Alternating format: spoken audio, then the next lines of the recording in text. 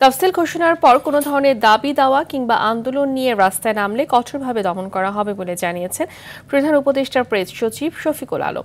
বিকেলে রাজধানীর foreign service একাডেমিতে এক ব্রিফিংয়ে তিনি কথা জানান। শফিকুল আলম বলেন, একটি ভালো নির্বাচনের জন্য প্রস্তুতি নিচ্ছে পুরো দেশ। আরও জানাচ্ছেন শাকিলা করিম।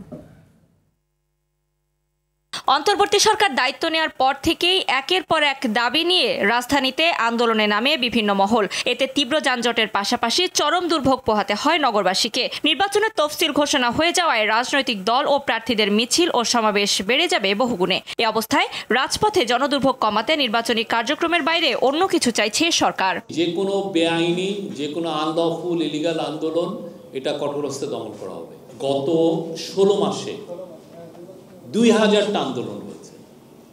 ইন্টারিম গভর্নমেন্টের একটা ডিসিশন ছিল যে এগুলোকে পিসফুলি এই প্রোটেস্টগুলোকে মোকাবেলা করা। দুই ছাত্র উপদেষ্টা পদত্যাগ করলেও নতুন কেউ যোগ হবে না বলে জানান প্রেস সচিব।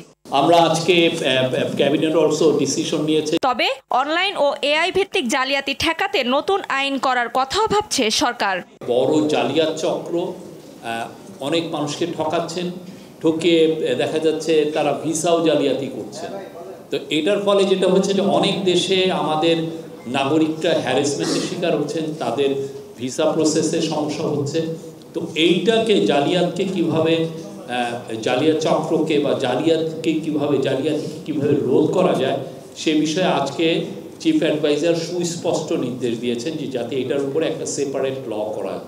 প্রেস সচিব জানান, রমজানকে সামনে রেখে খেজুরের ওপর 15% ট্যাক্স কমানোর সিদ্ধান্ত নিয়েছে সরকার। একই সঙ্গে মেট্রো রেলের ক্ষেত্রে আরোপিত ট্যাক্সও প্রত্যাহার করা হয়েছে।